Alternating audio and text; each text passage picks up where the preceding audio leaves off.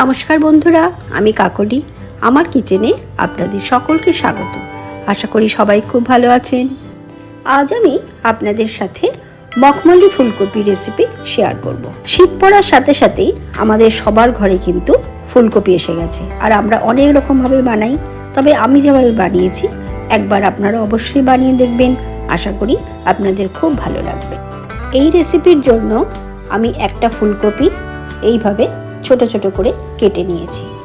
এবার 2 চামচ পোস্ত, 10টা কাজু বাদাম আর 1 চামচ সাদা তিল জলে ভিজিয়ে কিছুক্ষণ রেখে একটা মিহি পেস্ট বানিয়ে নেব। অন্য একটা পাত্রে 3 চামচ দই, 1 চামচ জিরের গুঁড়ো, 1 চামচ ধনের গুঁড়ো, 1 চামচ নুন আর 1 চামচ হলুদ গুঁড়ো দিয়ে দিলাম। সব কিছু ভালোভাবে মিশিয়ে একটা মশলা তৈরি করে নিলাম। একটা কড়াইতে কিছুটা জল গরম বসিয়ে তাতে 1 চামচ নুন দিয়ে দিলাম। জলটা একটু ফুটে উঠলে আগে থেকে কেটে রাখা ফুলকপিগুলো দিয়ে দিলাম। আমি কিন্তু ফুলকপিগুলো সেদ্ধ করব না। 2 থেকে 3 মিনিট জলের মধ্যে ফুলকপিটা ভিজিয়ে রাখবো। 3 মিনিট পর ফুলকপির টুকরোগুলো জল থেকে তুলে নেব।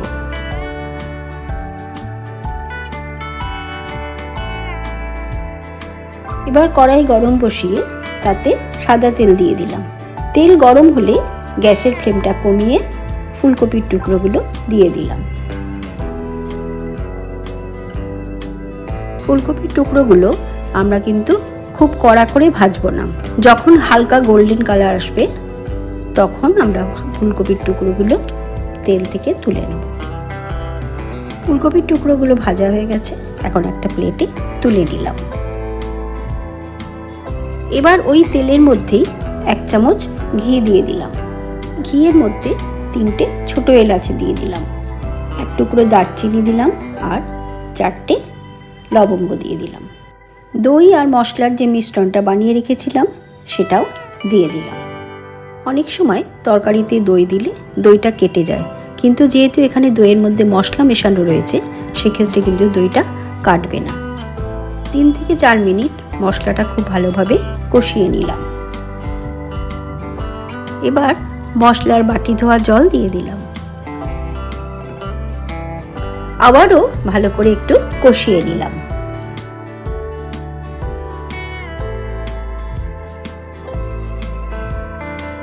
চারটে কাঁচা লঙ্কা পেস্ট করে রেখেছিলাম, সেই কাঁচা লঙ্কার পেস্টটা এবার দিয়ে দিলাম।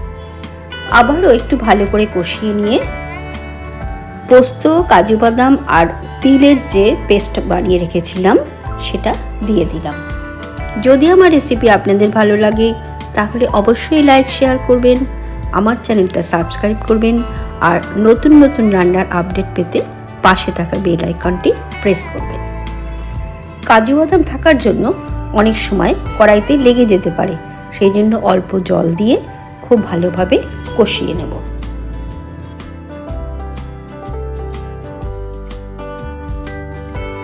এই রান্নাটা একটু মিষ্টি মিষ্টি ভালো লাগে, তাই 1 চামচ চিনি দিয়ে দিলাম। তবে আপনাদের ইচ্ছা না হলে আপনারা নাও দিতে পারেন।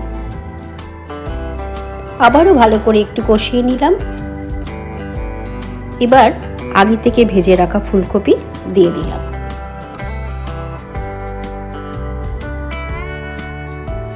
মশলার সাথে ফুলকপি খুব ভালোভাবে কষিয়ে নেব।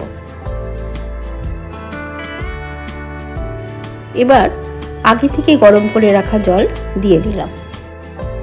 কড়াই চাপা দিয়ে গ্যাসের ফ্লেমটা মিডিয়ামে রেখে 6 থেকে 7 মিনিট রান্না হতে দিলাম। 7 মিনিট পর ঢাকনা সরিয়ে দিলাম। ফুলকপি কিন্তু খুব সুন্দর নরম হয়ে গেছে।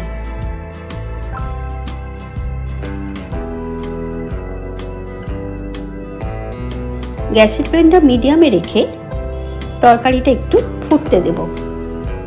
যেহেতু মখমলি ফুলকপি তাই ফ্রেশ ক্রিম তো দিতেই হবে। 3 চামচ ফ্রেশ ক্রিম দিয়ে দিলাম। যারা সম্পূর্ণ নিরামিষ খান তাদের জন্য কিন্তু এই রেসিপিটা খুবই ভালো। ফ্রেশ ক্রিমটা ভালো করে মিশিয়ে দিলেই কিন্তু আমাদের ডিশ একদম তৈরি হয়ে গেল।